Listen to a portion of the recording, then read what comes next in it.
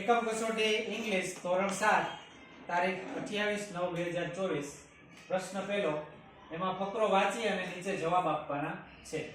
Tejaswini was thrilled, now she was flying. Tejaswini thrilled એટલે રોમાંચિત હતી, અત્યારે તે flying ઉડી રહી છે. over the river નદીની ઉપર. she looked down તેણીએ નીચે જોયું હતું. oh, is that a kite in the river? શું નદીમાં પતંગ છે? પતંગ હતી? નહીં છે. તો it was a boat, પણ તે ખરેખર એક બોટ હતી, હોડી હતી. she turned the handle towards her village. તેણીએ તેણીના ગામ તરફ હેન્ડલ ટર્ન એટલે ફેરવ્યું હતું. she saw her school. તેણીએ તેની શાળા જોઈ હતી ઉપરથી. oh no, અરે ના, there are so many leaves of trees on the roof. અરે છાપરા ઉપર તો ઘણા બધા પાંદડા છે, વૃક્ષોના પાંદડા છે. I will clean them tomorrow. આવતીકાલે હું તેને સાફ કરીશ. she thought. તેણી એવું વિચાર્યું. what else could she see from there? ત્યાંથી તેણીએ બીજું શું જોઈ શકતી હતી? પ્રશ્ન છે what was there on the roof of school? Okay, there are so many leaves of trees on the roof. Where did Tejaswini turn the handle? She turned the handle towards her village. Will Tejaswini clean the roof of her school? Okay, yes. There was a kite in the river. નદીમાં પતંગ હતી? તો કે ખોટું, false. પતંગ નહોતી, શું હતું? બોટ હતી. Find out the opposite word for dirty from the paragraph. Paragraph માંથી dirty એટલે ગંદુ, એનો વિરોધી શબ્દ clean એટલે ચોખ્ખું. ત્યાર પછી આપણે બીજો પેરેગ્રાફ જોઈએ. A boy was sitting at his table near the window. એક છોકરો બારી નજીક ટેબલ પાસે બેઠો હતો. He was doing his homework. તે તેનું ગૃહ કાર્ય કરી રહ્યો હતો. His mother asked. તેની માતાએ પૂછ્યું. Did you take your breakfast? તે તારો બ્રેકફાસ્ટ લીધો હતો? The boy said. છોકરાએ કીધું. No, ના. Mother called him. એટલે માતાએ તેને બોલાવ્યો. And served his breakfast. અને તેનો બ્રેકફાસ્ટ છે એને સર્વ એટલે આપ્યો, પીરસ્યો. He was about to start his breakfast. તે તેના બ્રેકફાસ્ટ કરવાનું શરૂ કરવાનો હતો. Then ત્યારબાદ a beggar came to the door. એક ભિખારી છે દરવાજા તરફ આવ્યો. He said. તેણે કીધું please give me something to eat. મને કંઈક ખાવા માટે આપ. પ્રશ્ન પહેલો who came to the boy's door?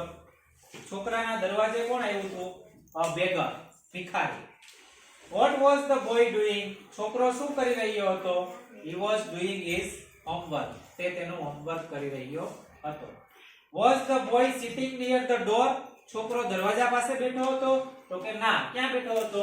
Window, બારી પાસે. The beggar asked for something to eat.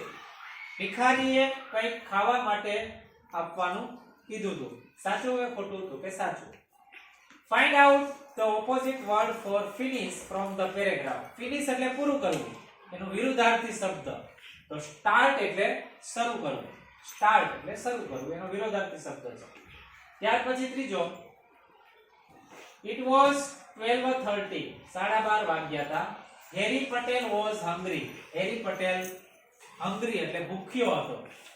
on his way તેના રસ્તામાં he saw a board. તેણે એક બોર્ડ જોયું હતું. Reshma beauty parlour. બોર્ડ ઉપર લખ્યું હતું Reshma beauty parlour. a good place for wholesale business. જથ્થાબંધ વેપાર માટે એક સારું સ્થળ. let me try. ચાલ મને ટ્રાય કરવા દે. he passed the glass door and entered. તે જે કાચનો દરવાજો છે એ પસાર કરી અને અંદર પ્રવેશ્યો. he saw a lady at the desk. ત્યાં એક ડેસ્ક હતું, ત્યાં એક લેડી છે એને જોઈ. એક લેડી એટલે કે સ્ત્રી. hello ma'am, I am Harry from Happy Herbal Shop. hello ma'am, હું હેપી હર્બલ શોપ માંથી હેપી હર્બલ શેમ્પુ માંથી હેરી છું. મે આઈ હેવ યોર 5 મિનિટ્સ? હું તમારી 5 મિનિટ લઈ શકું? એટલે કે તમે મને 5 મિનિટનો સમય આપશો. પ્રશ્ન છે who was sitting at the desk? Desk પાસે કોણ બેઠું હતું? તો કે a lady. What was written on the board?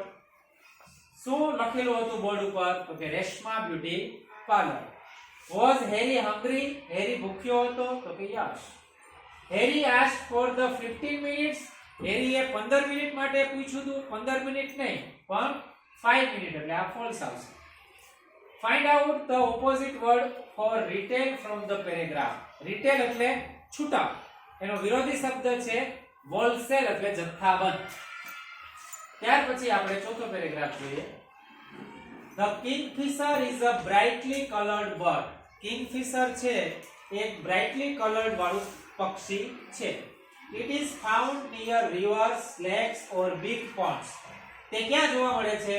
નદીઓ, તળાવ અને મોટા મોટા તળાવ હોય એની આસપાસ જોવા મળે છે. It lives almost on fish. તે લગભગ ફિશ એટલે માછલી ઉપર જીવન પસાર કરે છે. એટલે એનું જીવન છે માછલી ઉપર છે. It dives into water to catch them. તે પાણીમાં ડાઈવ મારે છે માછલીને પકડવા માટે. It catches the fish. માછલીને પકડે છે in its beak, any ચાંચમાં. And then અને ત્યાર પછી throws it into the air. ત્યાર પછી હવામાં ફેંકે છે, throw. And catches again to swallow it. અને પછી એને પકડી અને swallow એટલે ગળી જાય છે માછલીને. કોણ? કિંગફિશર નામનું પક્ષી. The kingfisher usually has its nest at the end of a tunnel. આ જે કિંગફિશર છે સામાન્ય રીતે એનો માળો છે ક્યાં બનાવે છે? ટનલની જ્યાં શરૂઆત એન્ડ થતો હોય ને ત્યાં. It lines the nest with fish bones that smells terribly. અને ત્યાં છે ને માછલીઓના હાડકાથી એવી બધી સ્મેલ આવે ભયંકર એના માળાની આસપાસ તમને જોવા મળે છે. તો પ્રશ્નનો જવાબ છે પેલો, where is the kingfisher found? Kingfisher નામનું પક્ષી ક્યાં જોવા મળે છે? તો કે નદીઓ અને મોટા મોટા તળાવો એની આસપાસ જોવા મળે છે. What does the kingfisher eat usually? સામાન્ય રીતે તે શું ખાય છે? તો કે fish, માછલી ખાય છે. Does the kingfisher chew the fish? માછલીને ચાવીને ખાય છે? નહીં, તો કે સીધે સીધી swallow, ગળી જાય છે. The kingfisher is dull colored bird. ઝાંખા કલરનું પક્ષી છે? તો કે નહીં, brightly colored bird છે. એટલે ખોટું આવશે. Find out the opposite word. Start. Start એટલે શરૂ કરવું, એનો વિરુદ્ધાર્થી થાય end એટલે પૂરું કરવું. ત્યાર પછી પાંચમો paragraph. The king heard about Gopal. રાજાએ ગોપાલ વિશે સાંભળ્યું હતું. He called him. તેણે તેને બોલાવ્યો and said અને કીધું, Gopal, you are a brave boy. Gopal, તું તો એક બહાદુર છોકરો છે. Did you really kill 7 at a blow? શું તે ખરેખર એક ગામાં 7 ને મારી નાખ્યા હતા? ગોપાલ said. ગોપાલે કીધું, yes, your majesty. હા નામદાર, I did. મેં મારી નાખ્યા હતા.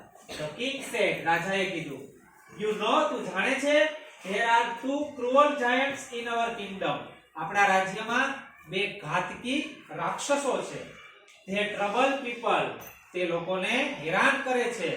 There is no one to catch or kill them. રાજ્યમાં કોઈ એવો વ્યક્તિ નથી કે એને પકડી શકે અને મારી શકે. Did Gopal ask. ગોપાલે પૂછ્યું, did anyone try to catch them before? આ પહેલા કોઈએ તેને પકડવા પ્રયત્ન કર્યો તો? The king replied. રાજાએ જવાબ આપ્યો, yes, હા, many people tried but they failed. ઘણા લોકોએ પ્રયત્ન કર્યો તો પણ તે બધા નિષ્ફળ ગયા હતા. પ્રશ્નના જવાબ, who tried to catch the giants and failed? તો કે ઘણા બધા લોકોએ પ્રયત્ન કર્યો તો પણ બધા ફેલ ગયા હતા.